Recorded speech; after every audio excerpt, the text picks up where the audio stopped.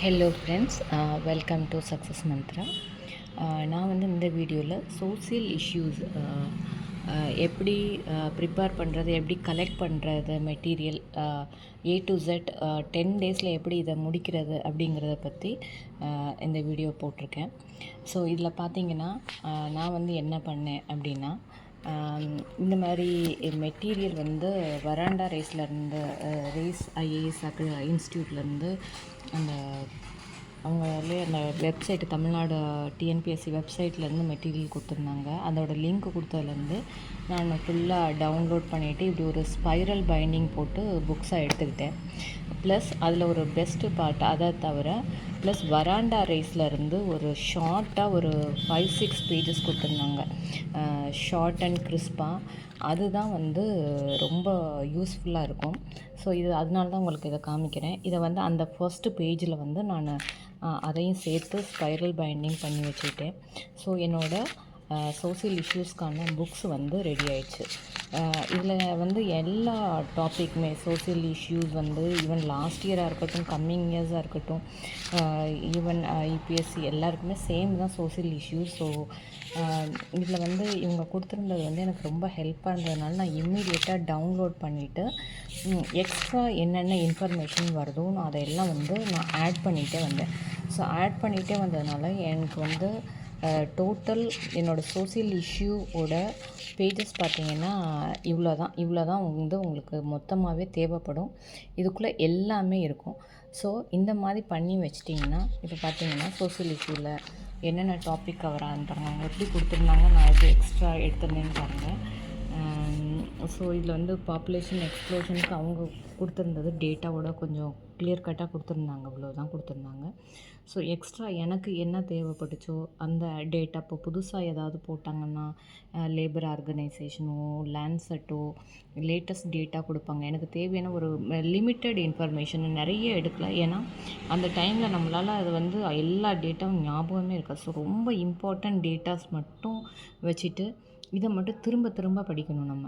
So இது வந்து அப்படியே நம்ம மெமரியில் இருந்தால் தான் அந்த ஸ்பீடுக்கு வந்து நம்ம அங்கே போய் எழுத முடியும். ஸோ பார்த்திங்கன்னா causes of population explosion, effects of population explosion, message of population in India. பார்த்திங்கன்னா பாப்புலேஷன் ஓட எல்லாமே வந்து டீட்டெயிலாக அவங்க வந்து population policy in India, national population policy 2000. So இந்த மாதிரி பாப்புலேஷன் பாலிசியில் என்ன சொல்லியிருக்காங்க, பிற அந்த 2011 சென்சஸில், ஏன்னா இது ரொம்ப முக்கியம் அந்த டேட்டா எல்லாமே. அது இல்லாமல் நம்ம எதுவும் எழுத முடியாது, ஏன்னா இன்னும் அடுத்த புது சென்சஸ் இன்னும் எடுக்கவே இல்லை. ஸோ இதுதான் லேட்டஸ்ட் டேட்டா நமக்கு. ஸோ இந்த மாதிரி கொடுத்துருக்காங்க. ஸோ இதனால் பார்த்திங்கன்னா இந்த பாப்புலேஷன் ஒரு எஸ்ஐன்னு எடுத்துட்டோன்னா எல்லாமே வந்து இதில் கவர் பண்ணி கொடுத்துருக்காங்க. ஸோ நம்ம இதை மட்டும் வச்சுட்டு எக்ஸ்ட்ரா ஆட் பண்ணிகிட்டே படித்தோன்னா, ஏதாவது ஒரு ரெஃபரன்ஸ் புக் வச்சுருந்தோன்னா இது ஒன்று மட்டுமே போதும். ஸோ இந்த மாதிரி ஒவ்வொரு டாப்பிக்குமே அவங்க கொடுத்துருக்கிறதுனால நம்ம தனியாக வந்து அதை பாயிண்ட்ஸ் எடுக்கணும்னு தேவையில்லை, எக்ஸ்ட்ரா மட்டும் நம்ம ஆட் பண்ணிகிட்டே போனால் போதும். இப்போ சைல்டு லேபராக இருக்கட்டும், அதில் வந்து என்னென்ன இருக்குது, steps taken by government of India, causes of child labour, impacts. So இதில் என்ன பாயிண்ட்ஸ் நீங்கள் எக்ஸ்ட்ரா ஆட் பண்ணுறீங்களோ அதை ஆட் பண்ணிக்கலாம். ஸோ இதில் வந்து ப்ரிப்ரேஷனுக்கு வந்து உங்களுக்கு டைமே வந்து எடுக்காது, இல்லைன்னா அதுக்கு உட்காந்து நம்ம டைம் ப்ரிப்பேர் பண்ணும்போது ஃபுல்லாக கோ த்ரூ பண்ணணும் அப்படிலாம் எதுவுமே பண்ண தேவையில்லை. ஜஸ்ட்டு டைரெக்டாக நீங்கள் வந்து இதிலேருந்து படிச்சுக்கோங்க, இந்தளவு போதுமானதாக இருக்கும்.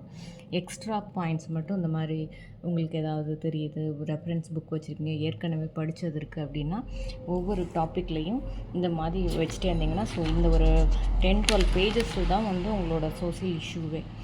இதில் சார்ட்டாக இருக்கட்டும் போட்டு சைடில் வச்சுக்கலாம். ஸோ இது வந்து பாவர்ட்டி பற்றினது, பாவர்ட்டி பற்றி யார் என்ன சொல்லியிருக்கான்னு ஒரு ஸ்டேட்மெண்ட் அந்த மாதிரி எழுதி இதை வச்சுக்கலாம். நீங்கள் சார்ட் போட்டு வச்சுக்கலாம். ஸோ எக்ஸ்ட்ரா பாயிண்ட்ஸ் ஆட் பண்ணி வச்சுக்கலாம். ஸோ பேசிக் வந்து இவ்வளோ தான் உங்களோட சோசியல் இஷ்யூவே. இதில் டேட்டா, இயர்ஸ், இம்பார்ட்டன்ட் எல்லாமே கவர் ஆகிருக்கும். ஸோ நீங்கள் பயப்பட தேவையில்லைன்னா இதுக்கு மேலே எழுத முடியாது. டைம் இல்லைன்னா ஜஸ்ட் நீங்கள் இந்த மாதிரி கூட எழுதி வச்சுட்டு வந்துடலாம். இதே மாதிரி சார்ட் போடுறதோ எதனாலும் நீங்கள் ஃபாலோ பண்ணலாம்.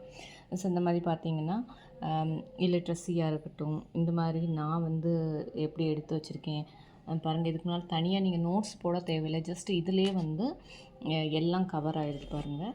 ஸோ இந்த மாதிரி எடுத்துகிட்டே வந்தீங்கன்னா உங்களோட ஃபுல் டீட்டெயிலை வந்து நீங்கள் பாயிண்ட்ஸ் எடுத்துக்க முடியும். வேறு புக்ஸ் வந்து எதுவுமே தேவை இருக்காது. ஒரு 10 டேஸில் நீங்கள் ப்ராப்பராக இதையெல்லாம் எடுத்துகிட்டு ரெடி ஆகிட்டிங்கன்னா திருப்பி திருப்பி ரிவைஸ் பண்ணிங்கன்னா சோசியல் இஷ்யூஸ் வந்து ஃபிங்கர் டிப்பில் வச்சுருக்கலாம்.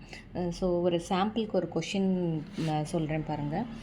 இது வந்து மெஷர்ஸ் டு கண்ட்ரோல் கரப்ஷனு, இதுக்கு வந்து நான் அந்த மாதிரி பாயிண்ட்ஸ் எடுத்து வச்சுருந்தேன். ஸோ பாயிண்ட் எடுத்து வச்சு இந்த மாதிரி எழுதியிருந்தேன். பட் இந்த கொஷின் வந்து எனக்கு வந்தது. இதை அப்படியே எழுதி வச்சுட்டு வந்தேன். ஏன்னா நம்ம எடுத்த பாயிண்ட்ஸ் தானே. ஸோ இதை எழுதுறது பெரிய கொஷினில் கேட்டதுனால, ஏன்னா இந்த கொஷின் வந்து கண்டிப்பாக உங்களுக்கு வரும், இந்த வருஷமாக இருந்தாலும் எந்த வருஷமாக இருந்தாலும்.